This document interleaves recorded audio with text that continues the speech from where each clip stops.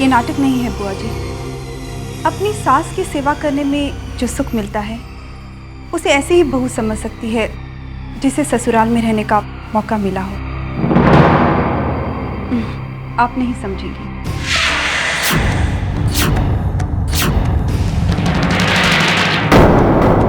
अरे हाँ बहुरानी, मैं तो भूल ही गई थी कि तुम्हें पहली बार घर परिवार के साथ रहने का मौका मिल रहा है।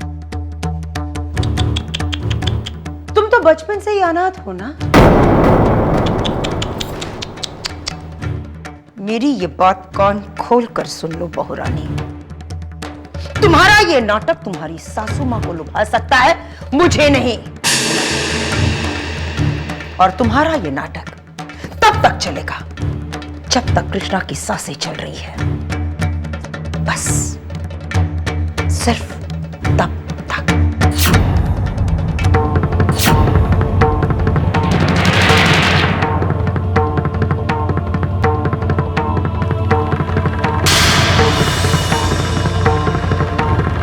नो,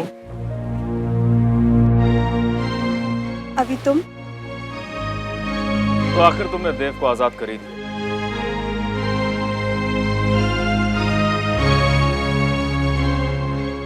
अनु, मैं काफी दिनों से इस घर में हूं, लेकिन आज तक इस घर में बुआ जी के खिलाफ कोई काम नहीं, क्योंकि आज तक किसी ने भी इस घर में बुआ जी के खिलाफ जाने की हिम्मत तक नहीं की। यही तो बात है अभी, इंसान में हिम्मत का होना बहुत जरूरी होता है। लेकिन तुम्हारे अंदर इतनी हिम्मत कैसे आ गई, जबकि इस घर के सभी लोग तुम्हें शक की निगाहों से देखते हैं? माँ जी के आंसुओं को देखकर अभी मुझसे माँ जी की बेबसी देखी नहीं गई, इसलिए मैंने ये हिम्मत की। और तुमने तो देखा है अभी, देव कितना खुश रहने लग गया है। मुझे यकीन है अभी, अगर देव इस घर के लोगों के बीच में रहेगा तो एक दिन बिल्कुल ठीक हो जाएगा।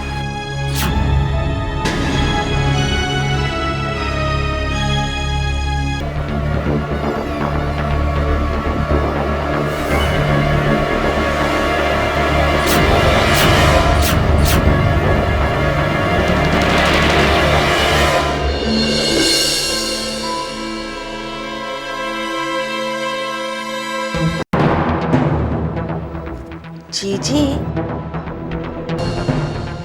आपने देखा कि बाहर क्या हो रहा है? क्यों, कोई खास बात है क्या? हाँ जीजी, बाहर देव बच्चों के साथ खेल रहा है। तो इसमें देखने वाली क्या बात है? अक्सर बच्चे पागलों को छेड़ते हैं और पागल उन्हें पत्थर मारते हैं। यही तो जीजी, वहां तो ऐसा कुछ भी नहीं हो रहा।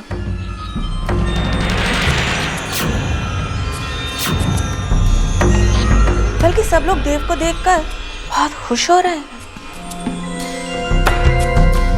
तो क्या ये पागलपन नहीं है बहू? वही तो जीजी, लेकिन देव को देखकर ऐसा नहीं लगता कि वो पागल हो। और हाँ, अगर देव ठीक हो गया तो भाभी का विश्वास तुलसी पर और भी बढ़ जाएगा।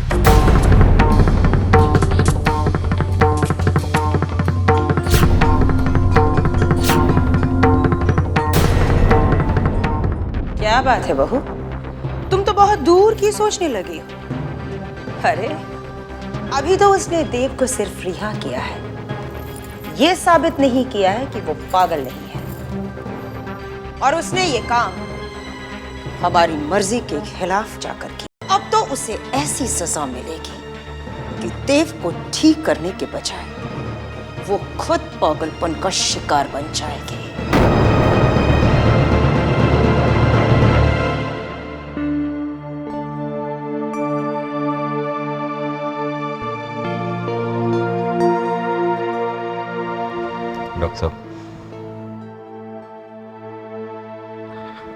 डॉक्टर साहब, मुझे कुछ नहीं हुआ है। इस लड़की ने खामखा आपको परेशान कर। देखा डॉक्टर साहब, आपने इसी तरह से खांसते रहते हैं। और फिर सीने में दर्द होने लगता है, बिल्कुल भूख भी नहीं लगती, पूरी पूरी रात नींद नहीं आती, पर मानने को तैयार नहीं है कि बीमार हैं। वैसे बीमारी तो इन्हें कोई नहीं है, लगता है इन्हें कोई टेंशन, कोई परेशानी, आई मीन कोई चिंता। नहीं नहीं डॉक्टर साहब, मुझे कोई चिंता नहीं है। अगर नहीं है तो बहुत अच्छी बात है, और अगर है तो उसे भुलाने की कोशिश कीजिए, क्योंकि ज्यादा चिंता करने से कुछ नहीं होगा। ठीक है, मैं इन्हें कुछ दवाई दे देता हूँ जो आप डिस्पेंसरी से कलेक्ट कर ले, और ज्यादा आराम करें और ज्यादा खुश रहें। लो, वो बाप कैसे खुश रह सकता है जिसकी लाडली बेटी अचानक घर छोड़कर चली गई हो और अनजान पराये लोगों की सेवा करती फिरे। दादी, हाँ, मैं कुछ बोलूं तो तुम मुझे टोक दो। वैसे यहाँ मेरी सुनता ही कौन है? ओके दीनानाथ जी, मैं चलता हूँ। बस इतना ख्याल रखिएगा कि भूखे पेट कोई दवाई फायदा नहीं करेगी। अच्छा, मैं चलता हूँ। नहीं ठीक है, कोई। बाबूजी, अब अगर आपने खाना खाने के लिए मना किया ना तो देख लेना। देख बेटा, मेरी खाने से कोई दुश्मनी तो है नहीं, अब भूख ही नहीं लगती तो मैं जानती हूँ बाबूजी, आपको भूख क्यों नहीं लगती। वो कौन सी टेंशन है जिसने आपकी भूख को निगल लिया है।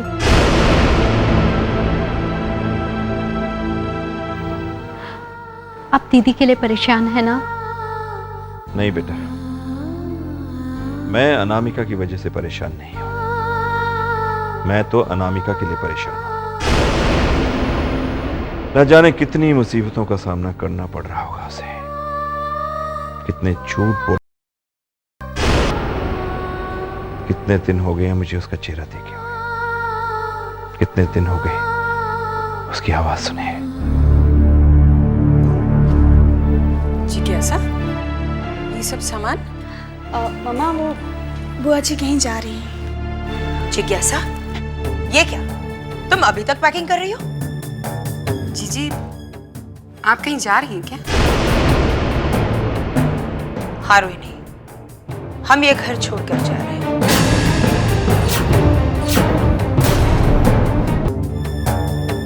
हाँ रोहिणी, हम ये घर छोड़कर जा रहे हैं, हमेशा हमेशा के लिए। हमेशा के लिए? लेकिन जीजी, ऐसी क्या बात हो गई जो आपने ये फैसला कर लिया? ये तो तुम खुद जानती हो कि विमल की मौत के बाद हमें ऐसा लगा कि इस घर को हमारी जरूरत है, और इस घर के लोगों की देखभाल करना हमारा फर्ज है।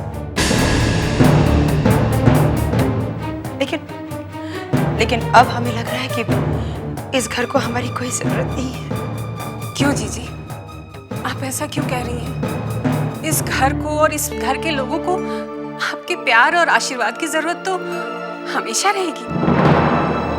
रोहिणी, हमारा आशीर्वाद हमेशा तुम्हारे साथ रहेगा, मगर अब जब इस घर के सारे फैसले हमारी बहू तुलसी लेने लगी है, तो अब हम इस घर में रहकर क्या करेंगे? इसलिए हमने फैसला किया है कि हम ये घर छोड़कर जा रहे हैं।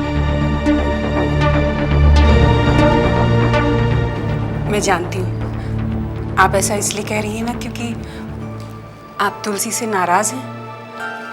मैं तुलसी से कहूंगी वो आपसे माफी मांगे। नहीं रोहिणी, हाँ वो तुम्हारी बात भी मानेगी।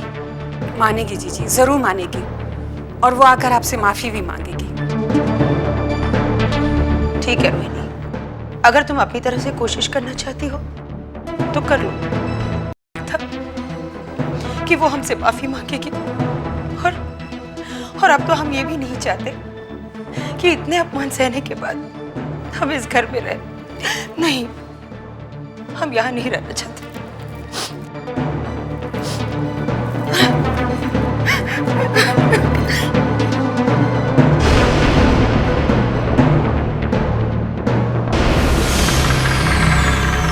तुलसी, अब आखिर बाजी हमारे हाथ में आ ही गई। अब तुम्हें न चाहकर भी हमारे सामने झुकना पड़ेगा, हमसे माफी मांगनी पड़ेगी, तब तुम्हें इस बात का एहसास होगा कि हमसे टकराकर तुमसे कितनी बड़ी गलती हो गई।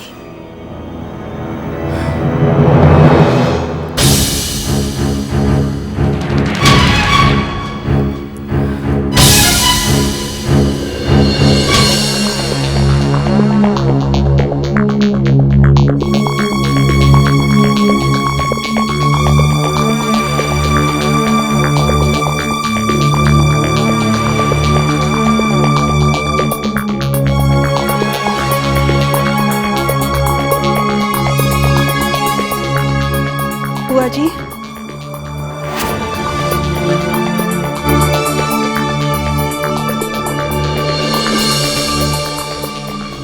हम जानते थे कि तुम जरूर आओगी। बुआ जी, माँ जी ने बताया कि आप घर छोड़कर जा रही हैं। हाँ, अब मुझे नहीं लगता कि इस घर को मेरी जरूरत है। नहीं बुआ जी, आप ऐसे नहीं जा सकती। आप चली गई तो हम अनाथ हो जाएंगे। आपके जाने के बाद इस घर को कौन संभालेगा बुआ जी? आप चली गई तो माँ जी के दिल को बहुत ठेस पहुंचेगी। बुआ जी, मैं आपके हाथ जोड़ती हूँ, आपके पाँव पकड़ती हूँ, प्लीज मत जाइए। अगर आप ये सोच रही हैं कि मैं आपसे ये सब कहूंगी तो ये आपकी भूल।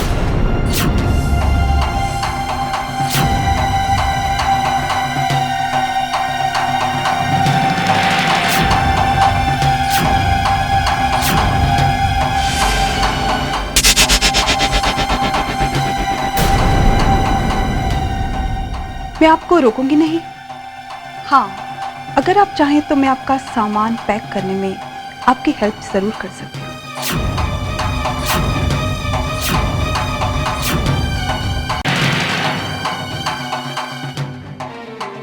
वैसे आप जाएंगी कहाँ? अब इस उम्र में ससुराल तो आप जा नहीं सकती। हाँ, आप कहें तो मैं किसी गेस्ट हाउस में आपके लिए रूम जरूर बुक करा सकती हूँ, या फिर आपने किसी धर्मशाला में कमरा तय कर लिया है। तुम हमारा अपमान करने की कोशिश कर रही हो। सॉरी बुआ जी, मेरा ऐसा कोई इरादा नहीं था। मैं तो सिर्फ अपनी खुशी जाहिर कर रही थी।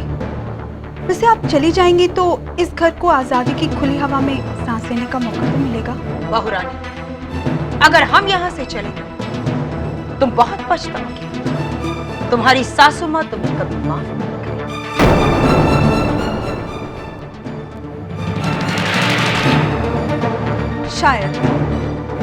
शायद वो मुझे कभी माफ ना करें, लेकिन मुझे यकीन है कि उन्हें इस बात की खुशी होगी कि उन्होंने आपको इस घर से जाने को नहीं कहा, और मेरे लिए उनकी ये खुशी काफी है। बुआ जी, मैं आपके लिए टैक्सी का इंतजाम करके आती हूँ।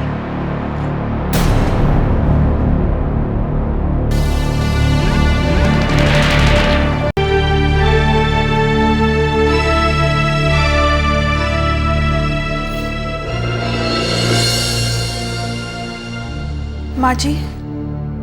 क्या हुआ बहू? माँ जी, बुआ जी ने मेरी बात नहीं मानी।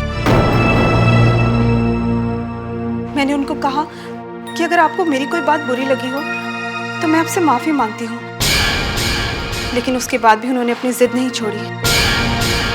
जबकि मैंने तो उनसे यहाँ तक कहा कि इस घर को और इस घर के लोगों को आपकी जरूरत है, पर वो ये बात भी समझने को राजी नहीं हुई। माँ जी।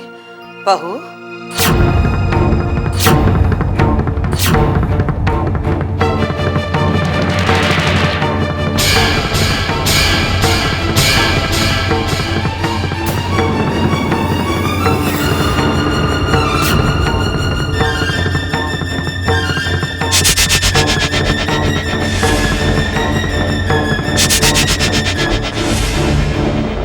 नहीं, तुम्हारी बात हमारी समझ में आ गई।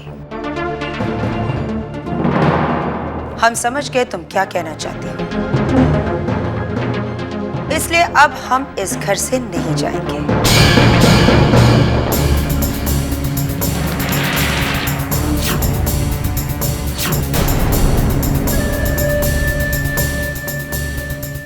हाँ रोहिणी, अगर हम यहाँ से चले गए तो बहू के साथ नाइंसाफी होगी, और तुम तो जानती हो कि नाइंसाफी हमें बिल्कुल पसंद नहीं है।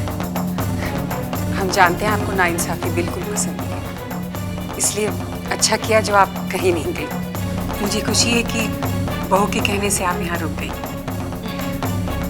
हाँ रोहिणी, हम तो यहाँ सिर्फ बहू के लिए रुके हैं, क्योंकि हम ये नहीं चाहते कि बहू अपने आप को इस घर में अकेली महसूस करे, है ना बहू?